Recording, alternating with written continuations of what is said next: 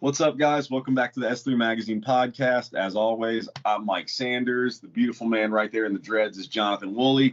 And today I'm going to make you guys suffer through something that Woolley puts me through at least 2 to 3 times a week, because he is obsessed with looking at cars for sale that he's not actually going to buy. And he wants to talk me through the process, just non-damn stop. So today I need everybody's help. Comment section, his own Facebook page, wherever you want to berate him, talk him into buying a Corvette. I don't care what it is, but he needs to reach down into his pants, find his little balls, and he needs to do some American muscle car, badass, cool stuff. He has yet to do it ever since he, put a Hellcat into a mailbox. Sorry. I know it's a sore subject. Anyway, please help my friend find his balls. It's very important to me that he finds them so that he can shut the hell up and not bend my ear about buying this Corvette all day long, because it's just a C5. Just buy it. Fully introduce yourself, please. Where the hell do I go from there? That's kind of the end of the podcast. I guess I should go buy it. Yeah, you pretty much said everything. I admittedly have a problem where late at night, I guess it could be worse, right? It could be porn. But late at night, I end up going on Auto Trader or Car Gurus and literally just scrolling. I'm like, Acura, no, nothing anymore. Audi, nah, ain't gonna do that. And I just go through all the cars and I'm like, God dang, man, nobody makes anything cool anymore that really gets me lit up. And then every once in a while, I'll find something. And I'm ADD as hell, so I will just zero in on that car and start thinking about it. And I talk to you about it. I talk to Don from Import Alliance about it. I'm sure if he's listening to this, he's laughing, because I'm always like, hey, man, what do you think about a whatever? Because it's a different car every week. That's the way it is. I don't know when that happened to me. I used to just be happy with the car that I have. Now I'm happy with the cars that I have, but I want one more. I don't know what happened. But yes, this week it's a vet, and I don't know, man. I'm conflicted. I feel like as like somebody that loves cars, I should have vet ownership experience. The vet is iconic. It's an iconic American sports car. I should get one just to know if it fits, right? Like, one of two things is going to happen. I'm going to be like, oh my God, why did I not do this 10 or 15 years ago? This is the coolest thing. I love vets. I love vet culture. I'm buying New Balances. I'm all about this life, Or I'm going to get it and be like, can't explain it, but it's just boring. Like, it's fast, it's fast and boring because it's just long gear. It's different from the cars that I'm used to that are angry little, tuner cars and stuff like that are very, very visceral. That is a really good point. I do like American muscle cars, but they're great cruisers and they make really good race cars, but something about a smaller displacement, especially turbocharged motor, it's just more fun to drive, man. That Type R that I had and that Evo that I have right now, I would rather drive either one of those all day, every day, more than my newer Mustang. It's just true. It's just true. Yeah. Overkill is a real thing. Like, a hot hatch is very like whoosh, whoosh. It's like a wave constantly pushing you forward, And like I said, I've never had like a domestic V8, but I've driven a lot of them through press cars and stuff like that, and they feel badass. Like, there is a definite, testosterone, ego, puffed up chest boost when you're in a badass car like that. You know what I mean? And that makes them fun in a certain way because they're just kick ass. But you get stuck doing that thing where you pull off a stop sign and it's just, that's what those cars are. They're too much, too long gears, all that kind of stuff. But I'm talking shit about something I've never owned. I was like that about the Jeep. I got Jeep fever real bad. We were in, me and my wife were in Kauai, Hawaii, I think this was 2012. or something like that. We ended up renting a Jeep, and like it made the trip so much better because the drive became part of the scenery. We went places we had never been before. We explored. It opened up the whole thing, and it planted that seed. I think that was 2012, January 2012. Yeah, that's the last time I cut my hair, actually. But I did not buy a Jeep until the very end of 2015 because I sat on it that long doing what we're doing right now, going, yeah, but I'm not a Jeep guy. Like, I can see myself in like a lifted Toyota, but I'm not a Jeep guy. And finally, Paul Firestein was like, God damn it, Wooly, you are 100% a Jeep guy. Like, I don't know why you're having a hard time with this. Like, the top comes down, you know, it's the biggest aftermarket in the world, all this kind of stuff. Just get one already. I'm sick of hearing about it. And I was like, no, okay. So I went and got one. And then the second I got one, I realized, man, I'm totally a Jeep guy. I thought they were so common, just like a Corvette's common. It's like the token, you know, American sports car or whatever. And that's a turnoff for a lot of car enthusiasts, I think. We all want something that's different. We all want to be different, you know? But when, like, I got the Jeep, or when you got your Mustang, it's the same situation. Every asshole's got a Mustang. Every college girl's got a Mustang. You go anywhere, you pass 30 Mustangs. But then when you get one, like, you're like, oh, I'm part of, like, this Jeep culture now. And everything I kind of mocked and didn't understand, all of a sudden you're like, man, this is like a brotherhood. Like, we're all waving to each other. You see people on the trail, you make friends. Next thing you know, you're Facebook friends for years, or you help each other if anybody's broken. Like, there's a lot of cool aspects to it. So I kind of want to find out. I really want to find out. Like, that's the other thing. Like, I always feel like every car I buy, I have to have it for life. It's not necessarily true. They are sellable items. They're not tattoos. Like, you know what I mean? Like, I could be like, it's cool. It's not for me. I enjoyed it while I had it and sell it. But I don't know. I don't think that'll happen because I pretty much fall in love with whatever comes my way. Yeah, but you know, sometimes you just gotta let it go, man, and so that you can have the, you know, free up the funds to move on to the next one. But let's talk about this for a minute. Let's just wait. Therein lies the problem, because I have to let something go to get it. But we'll get back to that. Yeah, that's stupid Fiesta. Anyway, well, let's just look. I like to, you know, I like numbers. Let's check the boxes here and let's just look at this thing. So you're mostly looking at C5s. So you got pop-up headlights. You love that. You get the God motor, you know, the most reliable, easy to use, easy to work on, easy to get parts for, badass torquey motor out there. You get a manual transmission. It is a true two-door, two-seater sports car. The top comes off of most of them, whether it's a Targa or a convertible. It's rear-wheel drive. What can you not like about it? And then the aftermarket is absolutely bonkers for the damn thing. You can literally do anything you want to it. It's the perfect platform. Buy now. You're like, hell, I'm going to go buy one. I'm going to go buy one. I know. But on top of that, like, I love the way the C5 looks.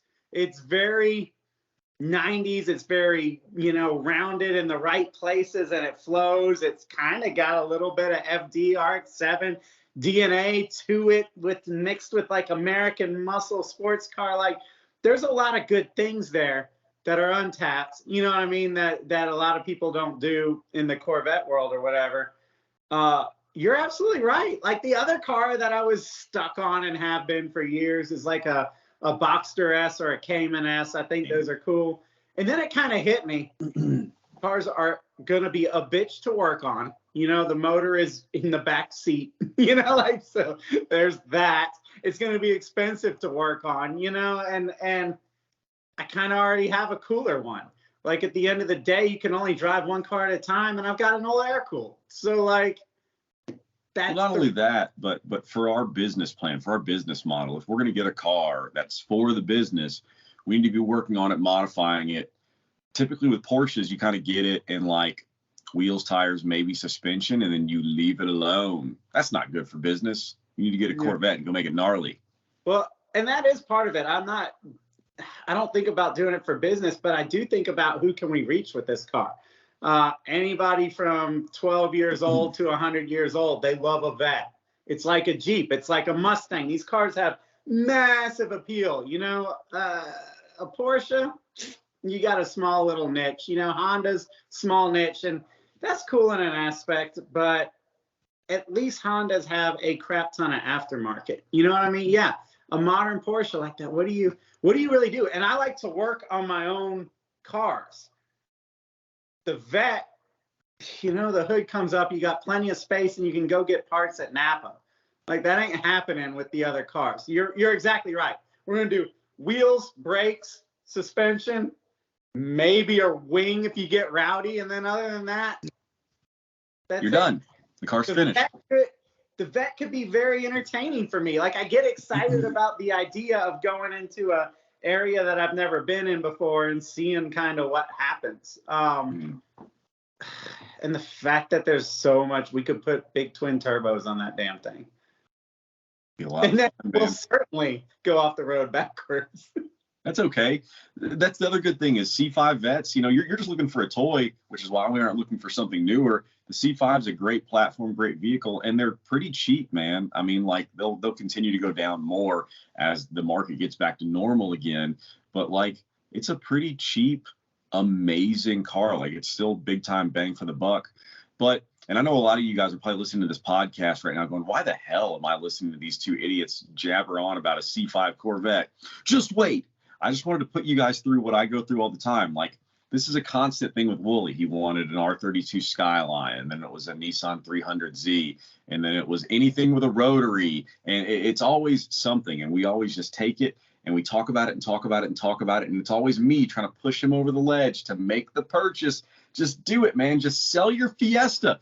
Just sell the damn Fiesta, and he won't do it. So what's really going to happen here is he's going to keep the Fiesta forever. The little red skittle from hell, and he's never going to buy anything cooler. That's just what it is. That's what's going to happen here. In my defense, though, I've got an awesome lineup for Wooly. Like, you know what I mean? Like, all right, let's run through them. I got a 79 911, which I was on that before the values went up. So I'm married to that car because if I sell it, you're not going to get another one. So that's it. That's staying, and it'll always stay. The CRX, totally rad. And it's been my car for so long that I'm not going to sell that car. Plus, there is nothing. No, don't time me out. There's nothing. That's not even your car anymore. Yeah, well, that's potentially true. Jason, I want my car back. And he's going to be like, come get it. And I can't because I don't have a truck, which is what I mean. But yeah, no, I mean, Hondas, I think that Honda hatchbacks that are swapped from the golden era give you like a driving sensation that you can't get in any damn other car, no matter how much you spend. They are so uniquely cool, and it's what I was born and bred on, and I love that stuff. So that stays. I got the old F-150 that slammed, but that was my wife's grandfather's truck, so that stays. The 944, I just put so much work into it that I'm never going to sell that thing. What else we got? The Jeep. I always got to have a Jeep now. The rest of my life, I'm going to have some sort of Jeep. And then we come to the E34 BMW, 55 Chevy, Dart. Those things are barely cars. They're kind of flower pots. But then you come to the Fiesta, and that's the one that kind of has to go for space reasons. I mean, a C5 is cheap enough. I don't really have to sell it to get something other than I'm going to be the dude with a Vet sitting on jack stands in my front yard. But yeah, and that's the thing. The Fiesta, it gets no respect. It's called a freaking Fiesta. You feel lame even saying it, but it is like the most fun car. It is like everything that was cool about Honda hatchbacks in the 90s, but it's new. And it was super affordable, and it's super fun, and it'll go down as one of the greatest cars that just never got the respect of the scene. Although all the people that know, all the journalists were all about that car and everything. The big thing there is I think that right now with the Fiesta, you're never going to get more money than what you can get for it right now, simply because of the stupidity of the market. At the same time, I think that in the future, that car is extremely replaceable. Like, very replaceable. I won't do it. you'll just go on. You know, I actually blame the automotive industry for this. Now that I think about it, when you were just talking, I blame all of them, because half the reason I'm getting drawn to something like a C5 or C6 is on the table. That was kind of like the peak.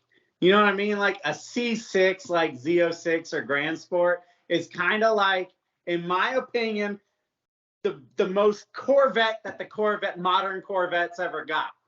Yeah. And the whole automotive industry is getting weenier and weenier and softer, and the manual transmission era in Corvettes is over, and it makes me sick to my stomach. So, that's happening across the board. So I'm getting drawn to these cars it's kind of like a nostalgia thing, and it's also kind of like man, I want to own that part of automotive culture before it's gone. You know what I mean? Before it's too far gone. Mm-hmm. So that's a big driving force of it. And the Fiesta is totally rad, but you're right. That's still on the table for a while. You know what I mean? Like, and I have other cars that do what the Fiesta does, don't have a domestic modern muscle / sports car like a Vette. Yeah, true. And man, when you said it, it gave me all the feels again, because for the last like 2 years, I've been on a big kick like you, except for it's for the C6 Grand Sport.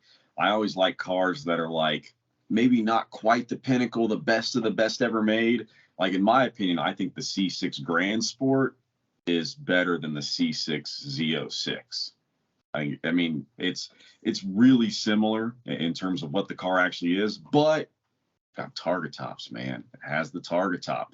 And I don't want a full-on race car. I want something I can just enjoy the hell out of and cruise with the freaking top off. And you can't do that with the Z06. Yeah, it's all about play. It's about what you're looking for. If you want to make a race car and you're willing to throw race car money at the thing to keep it, the Z06 is what you need. But if you want one hell of a driving experience with more options, and the target top and all of that, dude, like a Grand Sport's about the best it ever got, in my opinion. I saw one today, though, and here's the problem. Me and my buddy were riding mountain bikes at like a state park, and we got back, and there's these two fashionable YouTube-looking douchebags.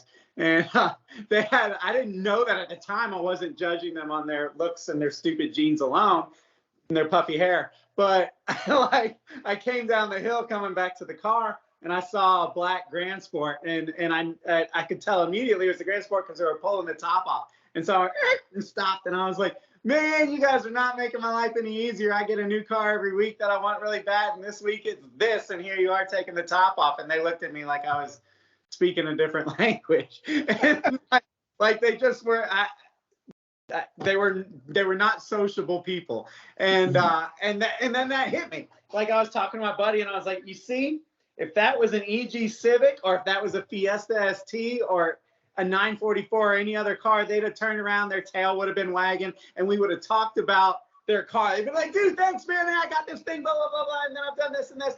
Those guys were just like, ugh.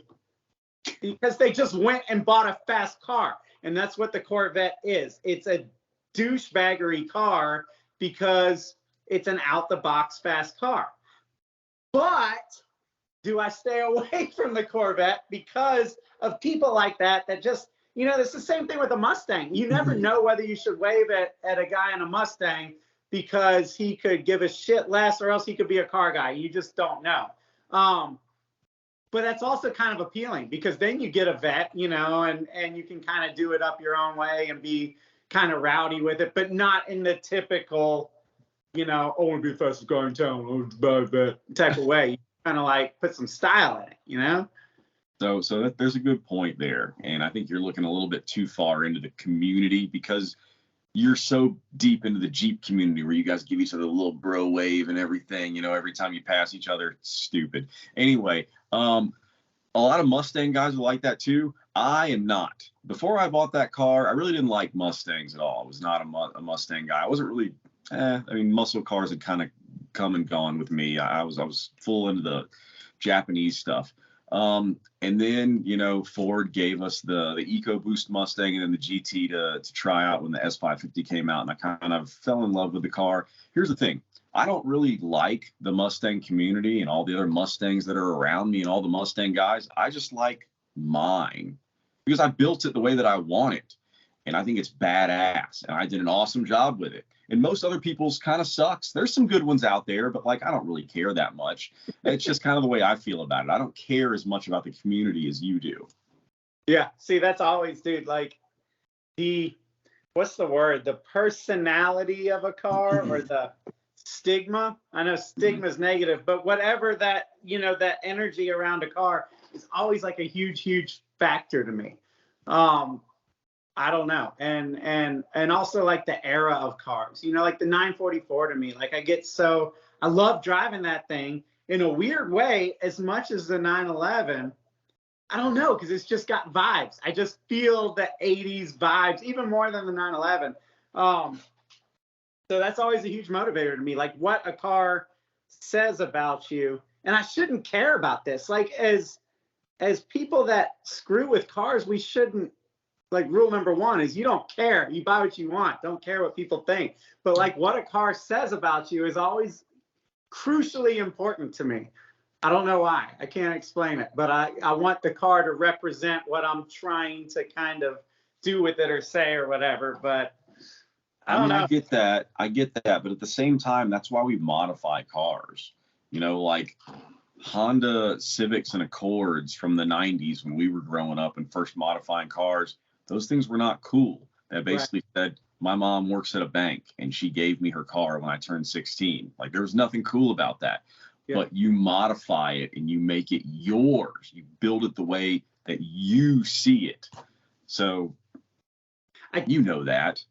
I do think that we as a community expect too much from new cars now, because we were talking about that. That's absolutely right. A Civic of the 90s or an Integra, whatever it was, like they weren't like turnkey badass cars. They were blank canvases at best. You know, like all the Hondas needed motor swaps. You know what I mean? Like these things were not cool, but they had really good bones. And they had this magical formula where you lower it and put wheels on it and tint the windows of like a, 95 Civic Coupe. And you were like, dang, this thing looks cool. And we expect too much now. Whenever, a company does make a car that we like a Toyota or whatever, like it's the enthusiasts that beg for it. And then it's the enthusiasts that turn their back and go, that thing only makes 200 horsepower. Get the hell out of here. It's front wheel drive. And we just bitch about everything rather than taking it and making it what we want it to be. Yeah. Now, the flip side of that is the value, which we also talked about, that the value used to be there. The value for a $16,000 Civic, like that was doable. Like in the late 90s, you're like, dude, this thing's $16,000. I can afford it. And then I can start doing what I want. Now, imagine an 8.6 is geared towards a college age person. I saw one for sale yesterday, it was $37,000. Like, yeah. It's like, it's the values, the car is awesome. It's hard to justify the price. I mean, that's a lot of money for something for, a younger person that then has to go in there and start trying to modify and make cool. And now they got a bunch of other bills that we didn't have when we were kids. You know what I mean? Stupid. Their whole life is a goddamn subscription, and Apple Pays and all this crap. Their phone's just charging them money every time they hit it, and their phone. They got to pay for their phone. We didn't have all that stuff. We had to page it, Yeah. Life's expensive and inflation is real. You can see it in the price of cars. I know. And that's the problem. Like inflation is real, but mentally the value is not, it takes a lot longer to change. So you're looking at these things going, I want that, but dang, the price of a 8.6, you can have a Z06 or a Grand Sport C6 Corvette, like. Yeah, I'll take a C6 Grand Sport any day over an 8.6. Sorry. And that's the thing. The 8.6 is an amazing car at $24,000. Yeah, if it were priced accordingly. But the problem is the dollar is just not worth what it was anymore. So $24,000 is not the same value as what it was 10, 15 years ago. The Miata Club, it was the RF that we had a few weeks ago, was an amazing car. Like, it captured my heart, which is rare in newer cars. It was all there, man. It felt, every sense was like, you know, awakened. It felt good. It felt real. And then you're like, how much is, holy shit, it's like a $39,000 Miata. Like, damn, you know, it's just, I can't reason with these values, which is just another reason that I go back to something like a C5. Like, that car won't ever, C5, C6, they won't ever die. You know what I mean? Like, you got to drive them off a cliff. But other than that, those things will live forever. There's so much aftermarket. You can work on the thing in your garage. It really is the ultimate American sports car. Yeah. And I should just freaking get one. And I should not sell the Fiesta yet until after I bet and chill out a little bit. Yeah. Tell you what, you go get a C5. I'm going to go get a C6. Let's just get it done. Do you actually do it? Yeah. So we're going to turn into Corvette boys. No, I'm just going to be a guy who owns a Corvette. I mean, yeah. And it's crazy because, you know, like, the Mustang, for example, was never S3 Magazine's fan base or subscribers' favorite car. But the Mustang brought tons of, like, TikTok-y people, viewers, whatever you want to call them, to know who we were. Because, like, just, it's like we said, the masses out there love those cars. So sometimes if you can use a car like a Mustang or a Corvette and reach out to those dudes and then bring them into the car scene, you know what I mean? It's a good tool for that kind of stuff. Oh, yeah, absolutely. It's conversation piece. Everybody can relate to a Corvette. Everybody knows somebody that has a Corvette. Yeah, and it's kind of got, you know, it's funny because Corvette has different stigmas. You know, you were talking about stigmas from the drivers, from different cars and stuff like that. And it's funny how Corvette, so many people own them that it has multiple different stigmas for it. The first one that comes to everybody's mind is an old gray-haired white man with jean shorts and New Balances and white socks that are up to his knees and, you know, just out there cruising 10 miles an hour under the speed limit, enjoying his Corvette. You know, Joe Biden driving around is basically what everybody thinks of. Yeah. But then you've also got, you know, the TikTok-y YouTubers who are out there just buying fast cars because they're Corvettes and they're fast, you know. And so it's funny how they have multiple different group stigmas that go with that one platform of car. Yeah. I don't know. I don't think I'm gonna. This is one of those itches that's not going away until you get one. And ultimately, I'll be like, God damn it, Mike, why didn't you make me get one when they were like 15 grand? You know, like, they're just going to go up and up and up. And I really do think, I honestly think that when you're talking about the modern era Corvettes, you know, like whatever, let's just say 80s through current or whatever, you know, like not the vintage ones. I think they're going to be the ones, man. You know, like the newer stuff is cool, but to me, a C7, it got so big. It looks like you're driving a transformer that's about to transform, like it's about to just do something. And then the C8, cool, but expensive as hell and automatic, which I would rather love the mid-engine and then hate the automatic. So they kind of don't, I don't think that car will ever really appeal to me. Yeah, I would rather mainline Drano than drive a automatic Corvette. So it's like any automatic sports car. I'm on the Z Facebook page and I had to get on there the other day and go, guys, please listen. Automatics are lame. Okay, because they're trying to justify this thing, and I'm like, stop it, just buy a Titan, because that's what you're buying if you buy an automatic Z. I don't understand the who buys an automatic sports car. That's forever lost on me. It makes me that's the reason I can't go on the Mustang Facebook pages anymore. I tried to, but so many cool guys who have cool builds, they're all freaking automatic transmissions, like every single one of them. twin turbo Helion kit, Vortex supercharger, a ton of nitrous, automatic. Oh, it's a 10-speed. Who cares? Yeah, why do you want it? Like, I don't care how many speeds it has. Because it's faster. Unless you're drag racing, you're missing the freaking point. And I don't really understand the point of drag racing, if we're being honest. But, like, you know what I mean? Like, you're missing the entire point. Like, whatever. All right, this accomplished nothing. See, guys, this is what I'm dealing with constantly. I'll make you a bet right now. I guarantee I buy a bet before Wooly does. And I don't even have the bug, but I will buy one before he does. Out of spite. Hey, that's how you got your Mustang. Kinda. I mean, remember, I called and I said, hey, Akins has got 0% financing for 72 months, and they're selling Mustang GTs for like 28 grand. If you don't go sack up and buy one, I'm going to go buy one, and I'm going to build it in the magazine and get superchargers and all that. You're like, I'm going to head over there and see what's up. And then I ended up with a Fiesta some freaking how, and you got a Mustang GT. I just remember that was the day where I inconvenienced and pissed off everybody because I ended up calling you and being like, all right, well, I bought it. I need you to come get me so we can get this in my truck back to my house. Right. And then I got home and I didn't tell my wife about it. So we pull up in this brand new red Mustang and she's like, oh, did Ford give you guys another press car? They just gave you a Mustang. And I'm like, no, that one's ours. Sorry, babe. Yeah.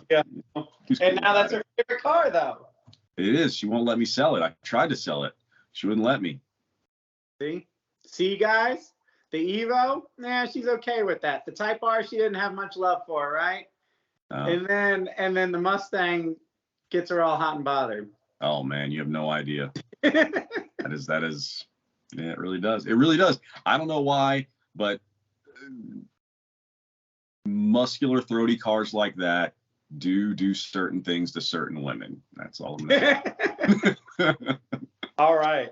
Well, on that note, I guess you guys can digest that a little bit. And something tells me a Fiesta doesn't do much. No.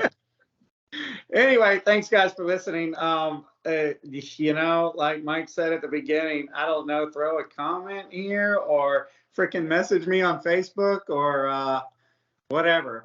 I need to know. Peer pressure is good in a situation like this. I need it. I need to know. This is like a test where he already knows the answer, but for some reason he just will not bubble in C. So we have to force his hand. All right, guys. Round it up.